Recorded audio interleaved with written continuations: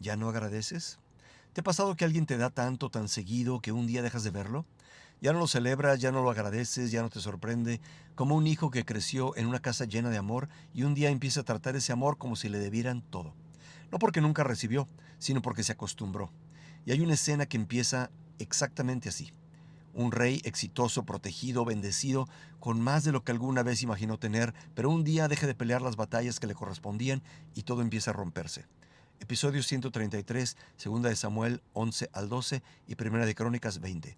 El texto empieza diciendo algo curioso. En el tiempo en que los reyes salen a la guerra, David se quedó en Jerusalén. Parece una frase pequeña, pero no lo es, porque las caídas profundas casi nunca empiezan con un desastre, empiezan con pequeñas ausencias, con responsabilidades evitadas, con pasividad, con una comodidad que poco a poco adormece el corazón. Mientras el pueblo pelea, David pasea en la azotea y desde ahí ve a Betsabé. Ahora, aquí hay algo importante. El texto no presenta a Betsabé como seductora. No hay evidencia de eso. Ella estaba bañándose donde normalmente se hacía. Las azoteas servían para recoger agua. Además, el texto aclara que ella estaba purificándose ceremonialmente, o sea, estaba obedeciendo la ley de Dios. Muchos leen esta historia culpando a Betsabé, pero el enfoque del texto siempre cae sobre David. Y aquí debemos tener cuidado con dos extremos. Uno, ignorar lo oscuro del relato solo porque David es el héroe, y el otro, imponer detalles modernos al texto como si cada categoría legal contemporánea existiera idénticamente en el mundo antiguo. Eso es un anacronismo, leer el pasado sin entender el contexto del pasado. Pero aún así, el desequilibrio de poder aquí es imposible de ignorar. El rey manda traer y ella no tiene cómo resistirse, y después ella queda embarazada. Ahora imagina el miedo, porque según Levítico 20, si parecía adulterio, la consecuencia podía ser mortal. Y mientras Betsabé queda atrapada entre vergüenza, dolor y silencio, David empieza a construir mentiras para protegerse. Trae a Urías de la guerra, intenta manipularlo, pero Urías es más íntegro borracho que David sobrio. Hay una frase devastadora. Urías dice: ¿cómo voy a disfrutar comodidad mientras mis compañeros siguen peleando? Y ahí el texto nos confronta. El hombre con menos poder está actuando con más honor que el rey escogido por Dios. Entonces David hace algo todavía más oscuro. Envía a Urías de regreso con la carta que ordena su propia muerte. Imagínate esa escena, Urías caminando leal sin saber que lleva en sus manos su sentencia.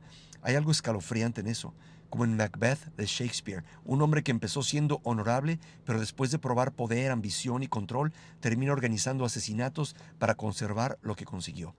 El problema del pecado es que nunca se queda quieto, pide más, oculta más, destruye más. David empezó viendo, terminó manipulando, mintiendo y organizando una muerte. Y el capítulo termina con una frase demoledora: lo que David había hecho desagradó al Señor. Otra traducción dice: fue malo ante los ojos de Jehová. Sin excusas, sin maquillaje espiritual. Y aquí aparece el primer gran punto del pasaje. Primero, el peligro más grande no siempre es el dolor, a veces es acostumbrarte tanto a las bendiciones que empiezas a sentirte con derecho a todo. Eso fue lo que le pasó a David. Dios, a través de Natán, le dice algo impresionante: te di la casa de tu Señor, te di el reino, y si eso hubiera sido poco, te habría dado aún más. Ese versículo me golpeó fuerte, porque revela algo del corazón de Dios que mucha gente no conoce. Dios no es un padre miserable, no disfruta vernos vacíos. Dios mismo diría después: no temas, manada pequeña, porque a vuestro Padre le ha placido daros el reino. El problema no era necesidad, era gratitud rota. Como muestran muchos estudios sobre adaptación hedónica, el ser humano tiene tendencia a normalizar incluso las mayores bendiciones: la casa soñada, el matrimonio, la salud, los hijos, la provisión. Y cuando el asombro desaparece, aparece la codicia. Hay una ilustración filosófica famosa en la mitología griega. Tántalo era un hombre rodeado de abundancia. Estaba dentro del agua, pero cada vez que intentaba beber, el agua descendía. Encima de él había fruta colgando, pero cada vez que intentaba alcanzarla, las ramas se alejaban. Siempre rodeado de provisión, pero consumido por un deseo que nunca descansaba. Eso hace el pecado. Te convence de que lo que tienes nunca es suficiente. Y David, rodeado de regalos de Dios, empieza a actuar como si fuera pobre. Segundo, el pecado engaña tanto que puede volverte ciego a ti mismo. Natán llega con una historia: un hombre rico que roba la única oveja que un hombre pobre tenía. Y David explota de ira: ese hombre merece morir. Y entonces Natán dice: ese hombre eres tú. Hay silencios que deben haber pesado toneladas, porque David llevaba meses justificándose, ocultándose, administrando apariencias y aún así seguía creyéndose justo. Los psicólogos llaman a esto disonancia cognitiva, la capacidad humana de reorganizar mentalmente la realidad para no enfrentar lo que somos. Y eso nos pasa más de lo que creemos. Criticamos pecados que de otra forma toleramos en nosotros. Condenamos orgullo mientras alimentamos el nuestro. Nos duele la traición ajena mientras justificamos nuestras propias deslealtades.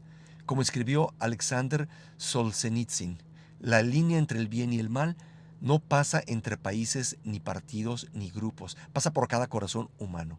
Y David finalmente colapsa: he pecado contra el Señor. Sin excusas, sin culpar a Betsabé, sin justificarse, y aquí aparece algo impactante. Natán le dice: el Señor ha perdonado tu pecado. ¡Qué escándalo de misericordia! Porque David merecía juicio más de una vez, pero el perdón aparece antes de que David pueda reparar nada. Y eso apunta directamente al Evangelio, porque el perdón de Dios nunca ha sido comprado por desempeño humano, siempre ha sido gracia.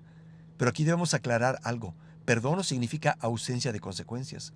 Y ese es el tercer gran punto. Tercero, el arrepentimiento real no corre lejos de Dios, corre hacia Él, incluso roto. El hijo enferma, David ayuna, llora, ora, y Dios dice no.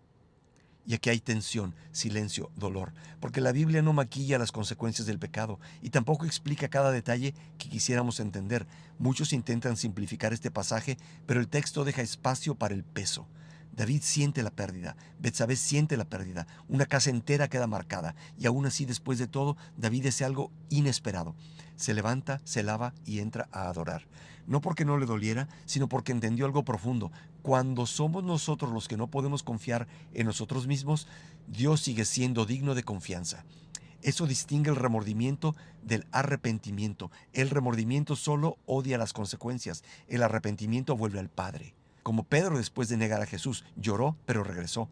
Judas sintió culpa, pero corrió lejos. David corre hacia Dios con las manos vacías. Y aquí aparece una de las escenas más hermosas de toda la historia. David va con Betsabé, la consuela, y tiempo después nace Salomón. Del lugar más oscuro, Dios empieza a escribir redención. No justificando el pecado, no llamándolo bueno, sino demostrando que ni siquiera nuestra peor ruina es más grande que su capacidad de restaurar. Y aquí volvemos al inicio, al hijo que dejó de valorar el amor de su padre. Porque eso fue David. No cayó solamente por deseo, cayó porque olvidó la bondad de Dios, olvidó cuánto ya había recibido. Y cuando el corazón deja de maravillarse, empieza a buscar sustitutos. Tal vez por eso una de las señales más peligrosas del alma no es el dolor, es perder la capacidad de asombro. Acostumbrarte tanto a la gracia que ya no tiemblas ante ella. Pero incluso ahí Dios sigue confrontando, sigue llamando, sigue buscando, porque el objetivo de Natán no era destruir a David, era despertarlo. Oremos. Señor, líbranos de acostumbrarnos a tu bondad, de volvernos ciegos mientras recibimos tanto de ti. Cuando fallemos, enséñanos a correr hacia ti y no lejos de ti. Y danos un corazón sensible que todavía pueda asombrarse de tu gracia. En el nombre de Jesús. Amén. ¿Te has acostumbrado tanto a las bendiciones de Dios que ya dejaste de verlas? Te leo en los comentarios. Seguimos aquí, mañana seguimos caminando. Suscríbete y recuerda que la respuesta a qué pasa después de morir empieza aquí, leyendo la Biblia y conociendo a Dios.